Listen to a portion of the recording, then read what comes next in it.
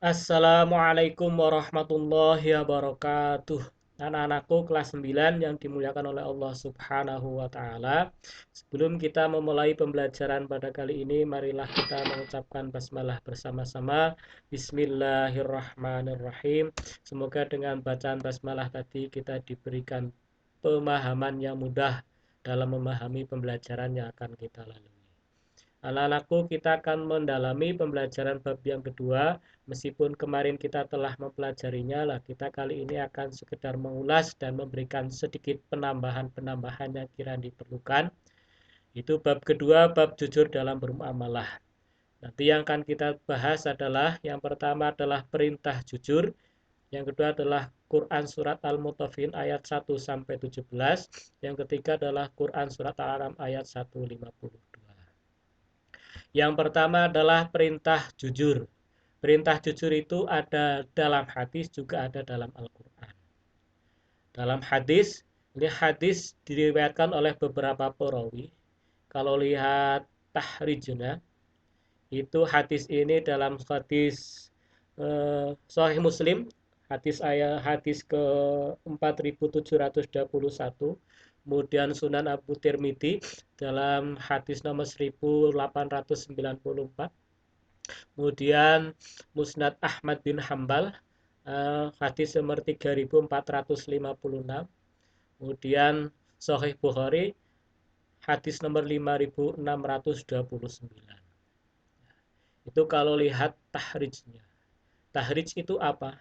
Tahrij adalah ad-dilalah ala mutil hadis fi masadirihil asliyah allati ahrajathu bisanadih, yaitu bagaimana menunjukkan tempat suatu hadis pada sumber primernya, sumber utamanya, di mana dalam sumber tersebut juga disebutkan dengan sanad-sanadnya. Berarti hadis ini tadi disebutkan dalam Sahih Muslim, ayat hadis nomor 4721, Sahih Bukhari, hadis nomor 5629, kemudian Sunan Tirmidzi, hadis nomor 1894, kemudian Musnad Ahmad bin Hambal, hadis nomor 3456. Nah, yang tertera di sini adalah hadis riwayat Imam Bukhari, yaitu nomor 5629. Hadisnya berbunyi an Ibnu Mas'udin radhiyallahu anhu anin Nabi sallallahu alaihi wasallam qala alaikum bisidqi fa inna sidqa yahdi ilal birri wa innal birra yahdi ilal jannah. Nah, ini adalah lafal hadis yang tertera dalam buku.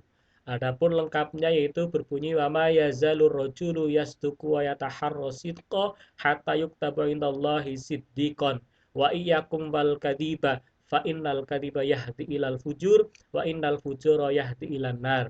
Wa ma yazalur rajulu yaktibu wa yataharral kadiba hatta yuktabu indallahi kadiban.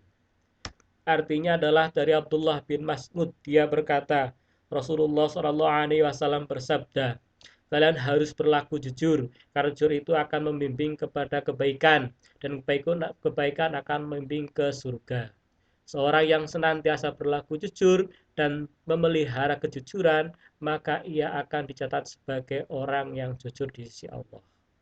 Dan hindarilah dusta, karena dusta itu akan menggiring kepada kejahatan, dan kejahatan itu akan menjerumuskan ke neraka. Seorang yang senantiasa berdusta dan memelihara kedustaan, maka ia akan dicatat sebagai pendusta di sisi Allah Subhanahu wa taala. A'udzubillahi min dzalik. Kemudian kandungan hadisnya apa saja? Yang pertama adalah perintah untuk berbuat jujur. Perintah untuk berbuat jujur itu ditunjukkan pada lafal yang berbunyi alaikum bisidqi. Yang kedua adalah kenapa harus berbuat jujur, yaitu ditunjukkan pada lafal hadis yang berbunyi fa inna sidqa yahdi ilal birri fa innal birra yahdi ilal jannah. Karena sesungguhnya kejujuran itu menunjukkan ke kebaikan dan kebaikan itu menunjukkan ke surga. Larangan untuk berdusta yang menunjukkan yaitu lafal wa iyyakum wal kadziba. Yang terakhir adalah kenapa dilarang berdusta, Itu berbunyi fa innal kadziba yahdi ilal fujur wa innal fujura yahdi ilan nar.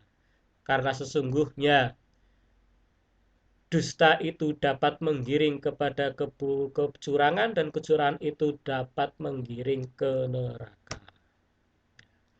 Setelah kita mempelajari perintah jujur dalam hadis, kita selanjutnya akan mempelajari perintah jujur dalam Al-Quran, yaitu dalam surat Al-Ahzab ayat 70. Ayatnya berbunyi, ya ayyuhalladzina amanu taqullaha wa qulu qawlan sadida. Artinya adalah wahai orang-orang yang beriman, bertakwalah kamu kepada Allah dan ucapkanlah perkataan yang benar. Kemudian kandungan surat Al-Ahzab ayat 70. Pertama adalah perintah untuk bertakwa. Kemudian lafal yang menunjukkan apa? Lafal menunjukkan yaitu ittaqullaha. Itu bertakwalah kamu sekalian kepada Allah. Ittaku, bertakwalah kamu, Allah kepada Allah. Ittaku itu merupakan fi'il amar jamak. Kemudian takwa itu apa? Takwa itu ada bermacam-macam. Di antaranya saya ambilkan dua pengertian. Yang pertama adalah takwa menurut Syekh Amin Kurdi. Takwa adalah imtithalu amirillahi wajnabin nawahihi dohiron nabatian ma'asti'arin ta'dimi Allah. Takwa yaitu menjunjung atau mematuhi seluruh perintah Allah dan menjauhi seluruh larangannya yang nyata maupun yang tersembunyi, serta mensiarkan kebesaran atau kemuliaan Allah Subhanahu wa taala. Sedangkan takwa menurut Ali bin Abi Thalib adalah al-khaufu minal jalil wal amalu bit tanzil wal qanaatu bil qalil was istidadu liyaumir rahil. Takwa adalah takut kepada Tuhan, mengamalkan apa yang diturunkan oleh agama, yaitu Quran, kemudian menerima dengan yang sedikit, pemberian Allah yang sedikit, dan pemberian Allah, dan bersikap dan bersiap untuk hari akhir atau hari kiamat atau hari mati. Itu adalah dua pengertian takwa menurut Syekh Amin Kurdi dan menurut sahabat Ali bin Abi Thalib. Kemudian isi kandungan yang kedua adalah perintah untuk jujur. Perintah untuk jujur itu ditunjukkan pada kata yang berbunyi waqulu qawlan sadida, waqulu dan berucaplah kamu sekalian, qawlan dengan ucapan, sadidan yang jujur. Qulu itu merupakan bentuk fi'il amar dari madi qala. Kemudian apakah yang dimaksud atau dikategorikan dengan syadid, perkataan yang jujur? Perkataan yang jujur yaitu muwafiqon lil haqi mujanaban lil batil, yaitu sesuai dengan kenyataan dan jauh dari perkataan batil. Itulah pengertian dari jujur. Surat Al-Ahzab mengandung dua perintah. Pertama adalah perintah untuk bertakwa ittaqullaha, yang kedua adalah perintah untuk jujur wa qulu qawlan sadida. Kemudian kita akan bahas surat Al-Mutaffifin ayat 1 sampai 17. Ayatnya sudah kita baca pada pertemuan yang pertama, kita akan membahas tentang isi kandungannya. Sebelum kita bahas isi kandungannya, kita perlu lihat bahwa dalam surat Al-Mutaffifin ayat 1 sampai 17, kata wailun itu disebutkan dua kali. Nah, semuanya dalam Al-Quran, kata wailun itu disebutkan sebanyak 40 kali, dua diantaranya itu dalam surat Al-Mutaffifin. Yang pertama itu wailul lil mutaffifin, yang kedua adalah wailul yaumaidin lil mukadzibin. Nah, kemudian apakah arti kata wail itu? Kata wail itu sedikitnya ada tiga pendapat. Yang pertama adalah menurut Ibnu Manzur dalam kitabnya yaitu Lisanul Arab, kata wail diartikan sebagai yuqalu liman waqa'a fil halakah. Wail dikatakan atau dinisbatkan pada orang yang terjerumus dalam kebinasaan. Yang kedua menurut Syekh Asqalani, kata wail adalah yutlaku alal adab wal hizbu wal jizru. Al-wail adalah maknanya adalah adab, jatuh pada sesuatu yang diperangi oleh Allah, atau harbu, wal harbu, kemudian atau yang dilarang oleh Allah, wazazuru. Saya ulangi, Wal wailu yutlaqu 'alal adabi wal harbu wazajru. Wail adalah diucapkan pada adab, makna adab, kemudian wal harbu atau peperangan atau yang diperangi, atau wazajru adalah yang dilarang oleh Allah. Kemudian kata wail menurut hadis riwayat Ibnu Hibban diartikan sebagai wailun wadin fi jahannam yahwi bihil kafiru arba'ina kharifan qabla ayyabluha qa'raha. Wail adalah sebuah lembah di neraka jahanam yang orang-orang kafir diseret ke dalamnya sejauh 40 tahun sebelum mencapai dasarnya. Itulah 3 kata wail. Yang pertama adalah yuqalu liman waqa'a fil halakah, atau dalam keseharian kita mungkin diartikan sebagai celakalah. Karena wailun dikatakan diartikan sebagai celakalah, dan kata wailun disebutkan sebanyak 2 kali dalam surat Al-Mutaffifin, berarti ada 2 golongan orang yang akan celaka menurut surat Al-Mutaffifin. Yang pertama adalah orang-orang yang curang, itu disebutkan dalam ayat yang berbunyi wailun lil mutaffifin, celakalah bagi orang-orang yang curang dalam menakar dan menimbang. Celakaan orang yang kedua, golongan orang yang celaka yang kedua adalah orang-orang yang berdusta, yaitu disebutkan dalam ayat wailu yaumaidil mukadzibin, celakalah pada hari itu, yaitu bagi orang-orang yang mendustakan. Kemudian orang yang curang itu bagaimana gambarannya? Yaitu dijelaskan dalam ayat selanjutnya, yaitu ayat kedua dan ketiga. Yaitu orang yang curang dalam muamalah, dalam hal ini adalah dicontohkan dalam hal jual beli. Curang bagaimana? Yang pertama adalah ketika membeli, takaran minta penuh. Kemudian ketika menjual, takaran dan timbangan minta malah dikurangi. Dan ketika membeli, takaran minta penuh. Itu digambarkan dalam ayat yang berbunyi alladzina idaqtalu 'alan nasi yastawfun. Itu orang-orang yang apabila menerima takaran dari orang lain, mereka minta dicukupkan. Kemudian ketika mau menjual, takaran dan timbangannya malah dikurangi. Itu digambarkan dalam ayat yang berbunyi wa idza qaluhum awazzanuhum yukhsirun. Dan apabila mereka menakar atau menimbang untuk orang lain, mereka menguranginya. Nah, itulah orang-orang yang curang. Kemudian golongan orang yang celaka menurut surat Al-Mutaffifin yang kedua yaitu orang yang berdusta. Itu digambarkan dalam ayat wailu yaumaidin lil mukadzibin. Berdusta bagaimana? Orang-orang yang berdusta itu orang yang mendustakan hari pembalasan.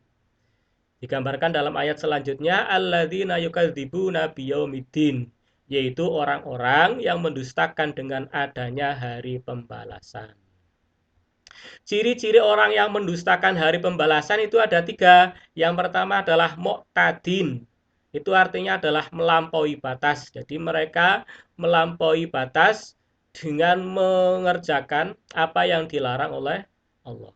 Yang kedua adalah asimin, orang yang banyak dosanya. Kita tahu bahwa dosa sekecil apapun itu pasti akan ditimbang, pasti akan dibalas. Sebaiknya kebaikan sekecil apapun akan ditimbang dan akan dibalas. Yang terakhir ciri-cirinya adalah idza tutla alaihi ayatuna qala asatirul awalin, yaitu mereka tidak percaya akan adanya ayat-ayat Allah. Bahkan mereka mengatakan bahwa ayat-ayat Allah itu adalah asatirul awalin, sekedar dongeng-dongeng umat-umat terdahulu. Nah, itulah kandungan surat Al-Mutaffifin ayat 1 sampai 17. Kita sampai pada selanjutnya yaitu surat Al-An'am ayat 152. Surat Al-An'am 152 bunyinya wala taqrabu ma'al yatimi illa billati ahsan hatta yabluha syuddahu wa auful kaila wal mizana bil qisti la nukallifu nafsan illa wus'aha wa idza qultum fa'dilu walau kana dzal qurba walau kana dza qurba wa bi ahdillahi aufu dzalikum wasaqum bihi la'allakum tattadzakkarun. Artinya, dan janganlah kamu mendekati harta anak yatim kecuali dengan cara yang lebih bermanfaat sampai dia mencapai usia dewasa. Dan sempurnakanlah takaran dan timbangan dengan adil. Kami tidak membebani seorang melainkan menurut kesanggupannya. Dan apabila kamu berbicara, bicaralah sejujurnya sekalipun dia adalah kerabatmu. Dan penuhilah janji Allah. Demikianlah dia memerintahkan kepadamu agar kamu ingat. Kemudian isi kandungannya itu apa saja? Isi kandungan surat Al-An'am ayat 152 diantaranya yaitu satu, larangan mendekati harta anak yatim jika tidak dengan pendekatan yang baik sesuai tuntunan syariat. Itu digambarkan dalam potongan ayat yang berbunyi walak taqrabu malal yatimi illa billati ahsanu hatta yablu asyuddah. Yang kedua adalah memerintahkan kepada kita untuk menyempurnakan takaran dan timbangan secara adil. Itu digambarkan dalam potongan ayat yang berbunyi wa auful kaila wal mizana bil qisti. Yang ketiga adalah isi kandungannya adalah anjuran untuk jujur dalam ucapan. Itu digambarkan dalam ayat yang berbunyi wa idza qultum fa'dilu. Lah anak-anakku, itulah pendalaman bab kedua pada kali ini. Kita telah membahas perintah jujur itu dalam Al-Quran dan hadis. Kemudian surat Al-Mutaffifin beserta kandungannya, surat Al-An'am beserta kandungannya. Kita akhiri pertemuan pada kali ini. Assalamualaikum warahmatullahi wabarakatuh.